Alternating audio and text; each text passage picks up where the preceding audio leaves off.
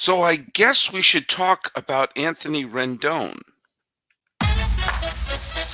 You are Locked On MLB,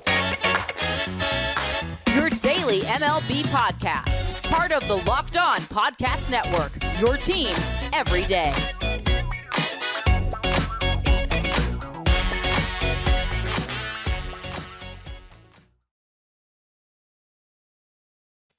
Hello, baseball fans, and welcome to Locked On MLB, part of the Locked On Podcast Network, where it's your team every day.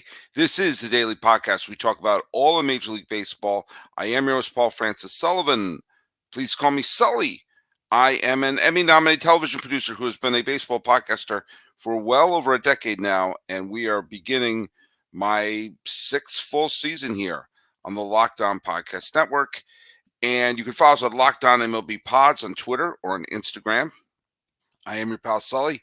I'm at Sully Baseball on Twitter, Sully Baseball Podcast on Instagram. If you're listening to us every single day, make sure if you put any comments either here on YouTube or on social media, put the hashtag Everyday Sully so I can see who's listening to us every single day. Hey, let's just tell you right now, today's episode, I almost said game, is brought to you by FanDuel. Make every moment more. New customers join today and you'll get $150 in bonus bets if your first bet of $5 or more wins. Visit FanDuel.com/lockedon to get started. Well, we're going to be talking about Anthony Rendon on what is a just absolutely staggeringly slow news day in baseball. I'll tell you what. Here's what I wish will happen. I'll tell you the first thing is I'll adjust my headset here. Sorry for the noise there. It's not on my ear correctly. There it is. Sorry about that. I'll tell you what I want. I want to see a team just go out there and said, to heck with it. I will assign Blake Snell, Matt Chapman, and Montgomery and Bellinger. Just sign all four of them. Really, at this point, who cares? Just give me all four of them right now. You know, put them all on my team and make them run. Then what else wants to sign them? Go ahead and sign them. Anything to break the ice on this. And I'll tell you something. This is disturbing because it was such a slow day that Anthony Rendon actually made the news in terms of baseball news. A guy who's virtually never on the field due to his injuries.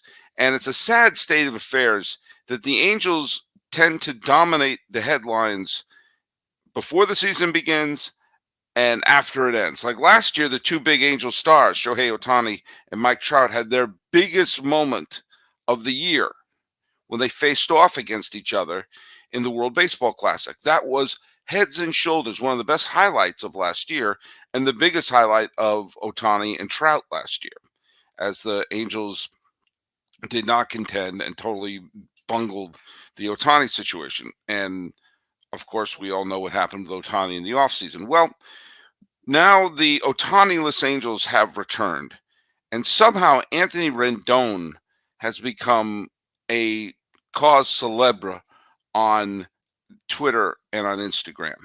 And we're going to talk about that a little bit. Before that, we're going to get to the trivia question, because yesterday I had the trivia question. We were talking about home run hitters, and I said, what father-son combination is the only one where both of them hit 50 home runs in one season? And a couple of you got this right. Let's see. Who got this right? Scott Campbell got this right, and Scott Horstmeyer got it right. A lot of Scotts got this right. The answer are the fielders, Prince and Cecil Fielder. As Scott Campbell said, both former Tigers. Man, you were fired up back then, meaning the clip I showed me back in 2015. You should bring back TWIB This Week in Baseball. Well, Scott Campbell, I'd be happy to bring back TWIB, but I would be much, much, much more comfortable if Locked On MLB takes off the way I want it to. But yeah, I threw that out there, and I had to double check that because I know that Bobby Bonds hit 40 home runs. Or, did he hit 40 home runs or 39? He had a lot of home runs. Also, the Griffeys and the Guerreros. I just wanted to make sure I didn't, forget one of them, but that's how it turns out. By the way, got a lot of people were doing a live feed here. And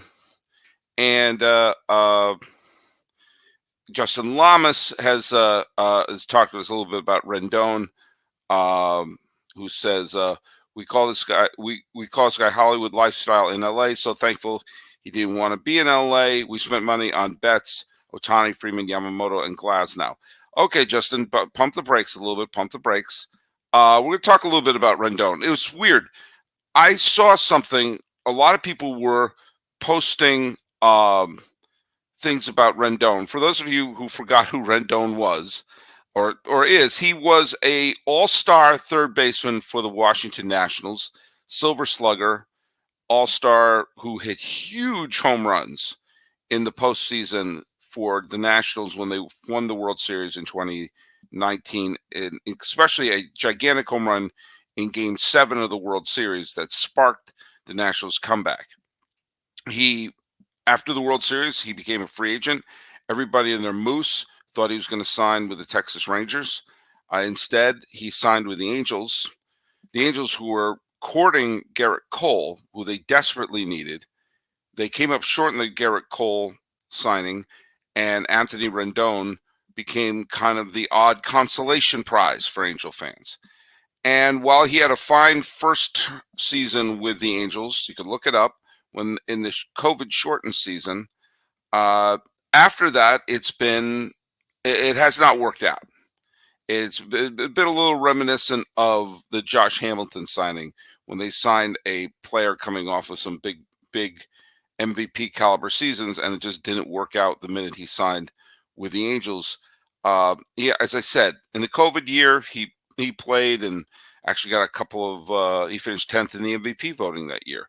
But injuries cut short his 2021, 2022, and 2023 seasons. He didn't get 250 plate appearances in any of those years. He didn't play 60 games in any of those years. He's been injury riddled, and when on the field has been staggeringly unproductive. And I will say that and I'll phrase this carefully. As of now, it has not been a deal that has worked out for the Angels. I phrase it that way because I don't like to carry water for the owners, and because we always seem to frame whether or not a contract is a good contract or a bad contract based upon how it turned out for the owners. Fair enough. He's been injured a lot, and he's done some questionable things, or beyond questionable things. He reached out and tried to grab a fan in a game in Oakland when someone in Oakland was heckling him. And that is a gigantic no-no, and certainly something worthy of a suspension, one that he was suspended for that. Good. You don't grab the fans. You got to be able to take some heat, and you got to take some ribbing. You got to take some, there's going to be some criticism comes with the game. Now, he has been injured, and his injuries have not been, oh, I've got a little boo-boo. I mean, he had a knee contusion in 2021. He had a right hip. He had right hip surgery. At the end of the 2021 season. He had wrist surgery. He's had all sorts of things that have happened that if you and I had those injuries, we would be on a full body cast. And he has not been. Well, I mean, those injuries have cut back on his time, and people love to pull up quotes from early in his career where he talks about he's not a huge baseball fan. He doesn't watch baseball when he goes home. It's not something he lives and breathes. He treats it like a job, which, okay, a lot of people treat their job like a job. I don't see what's necessarily wrong with that. And I also understand why someone doesn't watch baseball if they're a player, because that's their job. They're living, breathing, eating baseball. They may not want to come home and be reminded of their work. That's fine. I don't see any issue with that whatsoever. But I guess some people want him to be someone who is living and breathing it. Well, there was an interview where let's just go through what he actually said, because there's been a lot of quote mining and attributing things. So in the interview he said, last you said you'd consider retiring. What's your mindset now? Of course he'd consider retiring. I mean, he's in his 30s. He's injured a lot, and he's already a multimillionaire. He said, "My enthusiasm has been the same since I got drafted. To be honest with you, I was deleting my old." He was talking about how I'm going back, deleting old emails. I email myself a pros and cons if I wanted to stay in the game. This was in 2014. My thought process of the game has not changed, and I keep making it this long. Okay, there's nothing wrong with that. You know, it's the physical demands on a profession that causes you to be going into surgery a lot. He said, well, okay, what are the pros and cons? Being a millionaire is a big pro. How's your pro and con list compared to 10 years ago? He says it's a lot different. I'm married. I have 4 kids. My priorities have changed since I've been in my early 20s. So my perspective on baseball has been more skewed. He's in his mid-30s. He's a dad. All right. So far, no problems. Is it still a top priority? Here's where he got in trouble with some fans. It's never been a top priority for me. This is a job. I do this to make a living. My faith, my family come first before this job. So if things come before it, I'm leaving. Okay, I'm not a big faith guy, but I can substitute faith with values, his values as a human being. And for some people, that's faith. And his family come before a job. It happens to turn out he has a job where he's earned millions of dollars doing it. And is it something he loves? No, but do you all love your job? And he just happens to have a job that his great-grandchildren can go to law school on him. It then was asked, is it a priority? Oh, it's a priority for sure because it's my job. I'm here, aren't I? And then the person asked, do you want to be here? And he said, I don't want to talk to you guys at 7 in the morning or whatever time it is. And then was asked, do you want to be here playing baseball for the Angels? He said, I've answered your question, so why do you keep picking at it? Okay. There's a reason why I said all that. Because that's what he actually said. What it blew up on the internet was he doesn't care. He doesn't care about baseball. He hates baseball. He doesn't care about the Angels. Even some of my own fans, like the great Justin Lamas, says, and then he doesn't care about the Angels. Okay, when we come back, I'm going to try to dissect some of this and try to understand what universe I'm in, where I'm missing what some of these people are talking about, but also to not let Anthony Rendon totally off the hook here. Because while I'm not going to be one of his trashers, he did a little bit of this to himself. But right now, it is time to talk to our friends at FanDuel. FanDuel, oh, where did it go? Oh, there it is. FanDuel is America's #1 sports book. And you got buckets. It's time for hoops. It's time for NBA. And pretty soon, the NBA is going to be having its great showcases. And next thing you know, we'll be heading down the stretch. And right now, new customers get $150 on bonus bets with any winning $5 bet. That's $150 if your bet wins. Bet on all your favorite NBA players and teams with quick bets, same game parlays, exclusive props, and more. Just visit FanDuel.com/lockedon and shoot your shot. FanDuel is the official sportsbook partner of the National Basketball Association.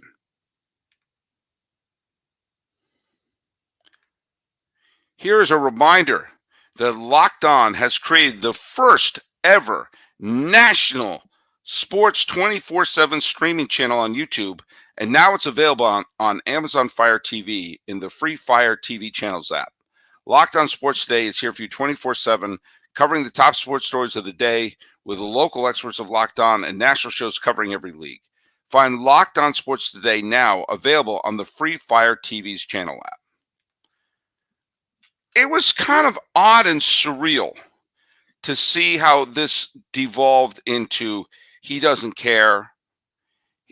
Does he hate baseball? I don't know. But he's soft.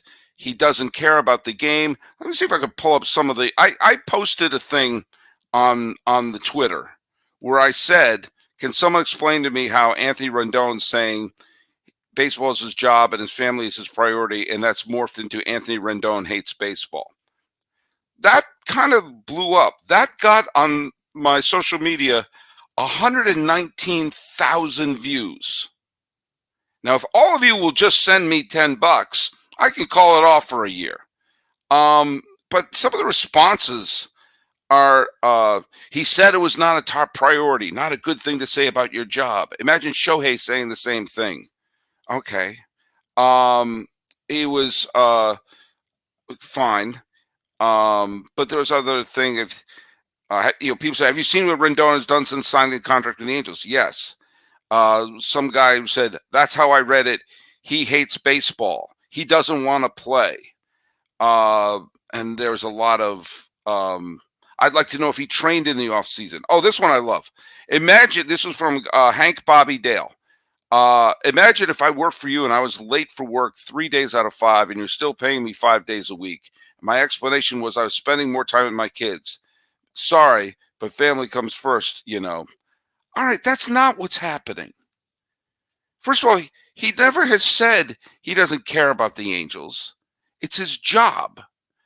And I think that this whole notion of he doesn't, he's not coming into work. It's not because he's at Disneyland. It's because he's injured. He's had surgeries. And another thing that was said in one of the interviews is someone asked him, would he want his children to follow in his footsteps? And he said, I wouldn't wish this life on anybody. Okay. That got blown into, oh, you wouldn't wish your life to be a millionaire baseball player. No, I think what he didn't want to wish is the scrutiny. He wouldn't want to wish, if you were growing up to be a baseball player now, you have to be a baseball player all year long. The travel leagues growing up, all the stuff you take for granted growing up, everything's focused on baseball. And I'm sure it gets to the point where it's no longer a fun game. It becomes a grind. And guess what? You go through the minor leagues. It's a grind through the minor leagues. To stay in the major leagues for over a decade, which he has done, it's a grind. It's a grind physically. It's probably a grind emotionally. It's one where he has to have surgeries a bunch of times because his body is breaking down because we're now testing for PEDs. Maybe we should give the guy PEDs. He'd be healthy a lot more. And then every day to wake up and to have people questioning his desire. Coming back, people even writing on my Twitter feed are like, well, I wonder if he was even working out in the offseason. No, he was eating Pop-Tarts and watching Tiger King on Netflix. You don't know. He's coming back from tremendous injuries and surgeries and is trying to get back to playing at a competitive level of baseball. And yeah, it's hard to do. It's very hard to do. Anyone who gets to the major leagues for even a day is an outstanding talent. And if you get there and you were playing at any high level, which he certainly has in his career, shows that he's an extraordinarily talented person. However, yeah, it hasn't been working out. And then to have every year people write articles of what's the worst contract in baseball? Rendon. Rendon doesn't care. Rendon doesn't do this. It's getting that scrutiny left and right. I'm sure isn't fun. And I'm sure he's like, no, I don't want to wish this on my family or on my kids. That kind of makes sense to me. And I don't want to ever question someone's injuries, as I said before. And I also don't want to question anyone's desire because we can't get into people's heads. And also, I think questioning desire and everything like that, you don't know what someone's desire really is. You don't know how hard they're really working. Now, some of this is on Rendon. Some of this is him being a little tone deaf. What he should have done is to rewatch that scene in the great movie Bull Durham, which is the scene when Crash teaches Nuke how to give interviews, and that is to be boring. If Rendon just said, of course, my priority is to help win and I would want to get back and help contribute to the team and get back from injuries and win over the fans. And I'm looking forward to a big year. That's all I had to say. There's no story. It's a bad look when he's playing this is not a great life and I'm not really thrilled about this and this is not the top priority in my life. I understand that it's a bad look when he's not been producing. I don't blame him for not producing. I don't blame him for his body breaking down. And he signed, the contract he signed was the one that the Angels negotiated and owe him. So he's going to get the dough. He's mainly being paid for his days in Washington, and the Angels are picking up the tab for that. But yeah, he should know that that's not going to go over well. He should know that he's got to kind of stick to the most boring script in the world, because it won't look good and people don't want to hear about it.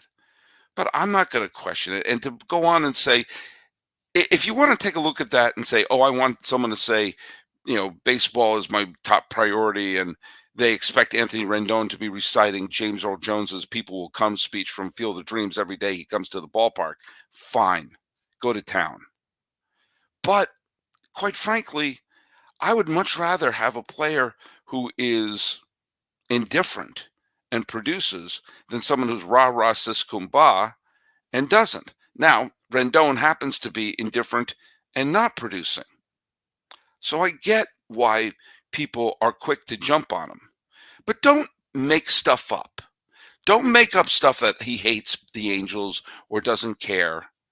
Don't go down that route, because if you have to make things up to make your point, it says a lot about your point.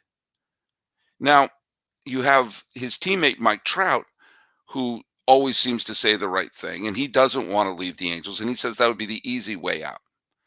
He should talk to Mike Trout about how to do interviews. Mike Trout's really good at it. And Trout wants to be, he's already the greatest Angel of all time. And if he demands a trade, he has every right to. He's given the Angels more than a decade of his career. He's the greatest Angel of all time. And if he's looking around going, Christ sakes, this is going to take years to put a winner on the field here. I've done everything I could, but he doesn't want to. Now, does Mike Trout care more than Anthony Rendon? It sure appears to be. But that's just appearances. We don't know what's going on in their head.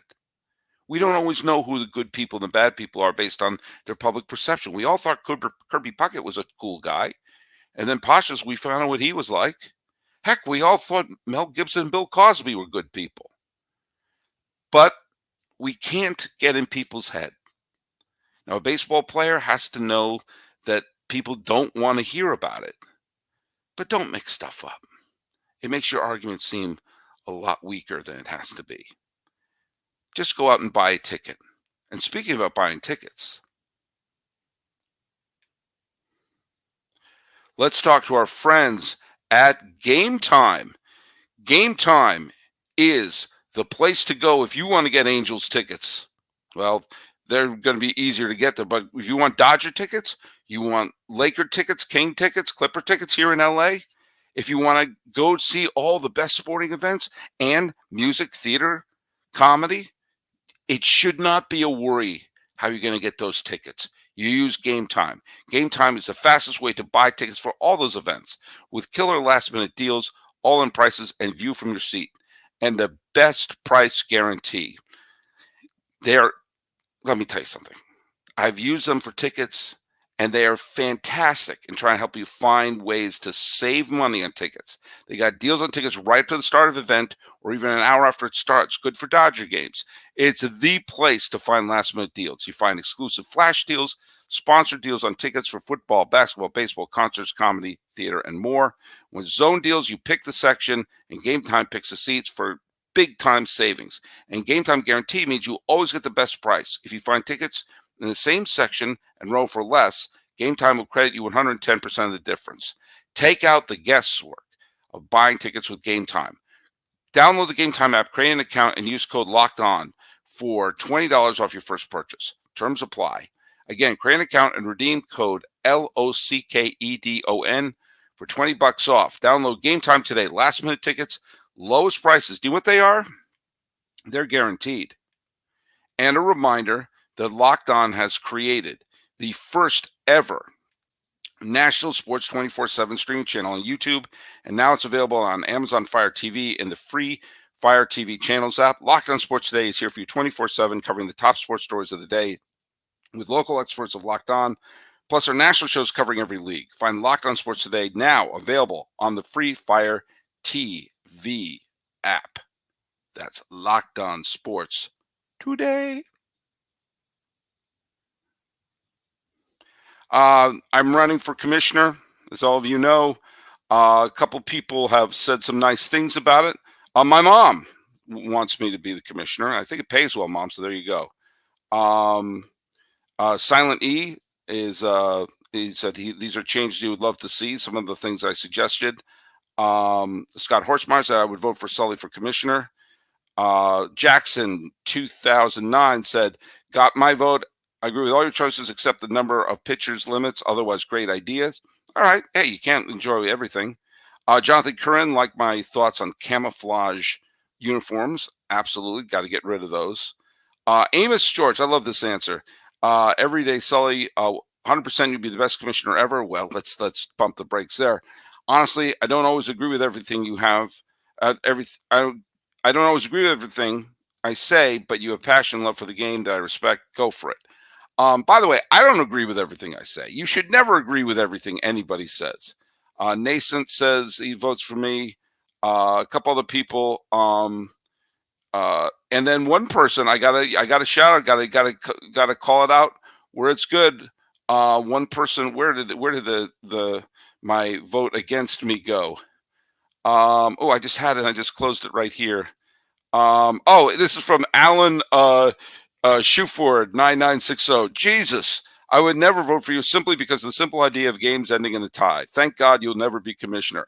All right, so one against me. I love that he added the Jesus up there. It's like he invoked our Lord's name. There you go.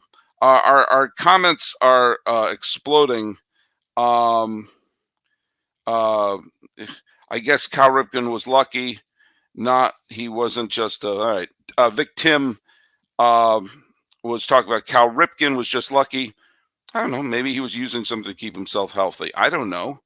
A lot of people.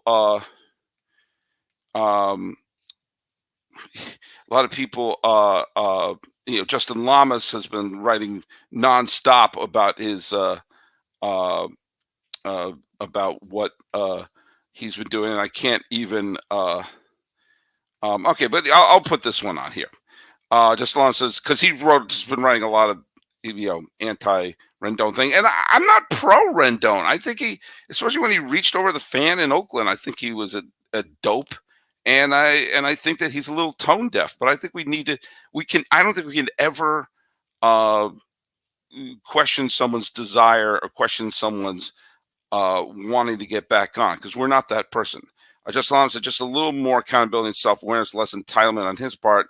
Him sucking, put no effort. You can't say put no effort. Sorry, not going to let you go there. Well, getting $245 million. Pissing off the fans. I don't know if I'm allowed to say that word. Nope, not letting you say no effort. Can't go there. I can't go there. Can't go there. Cal was lucky that he never broke anything like Rendon. Yeah, there was some luck with Cal Ripken. There are some people who had tremendous heart and desire who got injured left and right. Fred Lynn, Nomar Garcia-Parra. That's two right off the bat that I'm thinking about, who had tons of injuries in their career that probably cut it short. Eric Davis played it with wonderful abandon, and his career didn't flower the way it should have based a lot on his injuries. Anthony Rendon's had a wonderful career. He's had injuries in his 30s, like you're supposed to. So I don't question someone's desire. I'm not that person. And I'm not going to bum rush a guy because they say, hey, this is my job. Because if his job is to provide for his family, he's done a really good job at it. So some of you are going to agree with me, and that's fine. That's fine. But here's two things I ask. One, don't think you can get inside another human being's brain and understand where their desire is and where their effort is. I'm sorry, you can't do that. And two, for God's sakes, somebody start signing these free agents so I can start talking about that. Hey, let's give the trivia question, another free agency trivia question. Which free agent was the first one ever to sign a 10-year contract as a free agent? When free agency began in the 1970s, there was a pioneer. Someone was the first to sign a 10-year contract. put it down here on YouTube or at Locked On MLB Pods on Twitter or on Instagram. I'm your pal Sully. Sully Baseball on Twitter, Sully Baseball Podcast on Instagram. Somehow defending Anthony Rendon, who I'm not even that big a fan of. But come on, folks. You can't get into people's heads. This has been Locked On MLB. I am your host, Paul Francis Sullivan. Please call me Sully.